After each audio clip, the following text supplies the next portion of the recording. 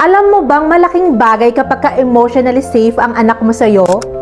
Hindi matutumbasan ng kahit anong regalo yung nararamdaman ng anak mo, yung safe silang mag-open up sa'yo. Ang pagiging emotionally safe na magulang ay nangangahulugang kaya kang lapitan ng mga anak mo. Wala silang takot na mahusgahan o ma-reject. Kapag ramdam nila ang suporta mo, lumalakas sa loob nila, nagkakaroon ng tiwala sa sarili at mas napapalapit sa'yo. Hindi to tungkol sa pagiging perpekto, pero sa pagiging totoo.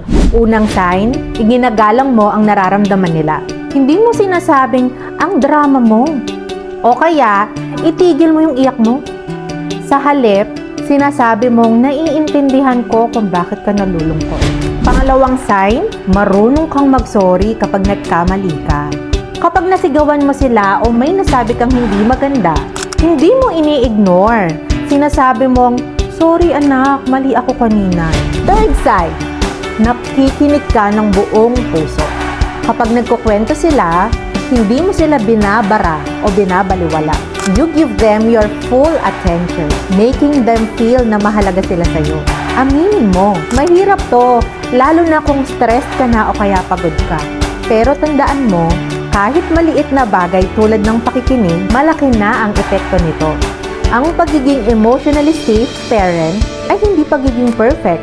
Ito ay pagiging present, maunawain at mapagmahal. And that's exactly what your child needs to thrive. Follow for more parenting tips, Aquafam!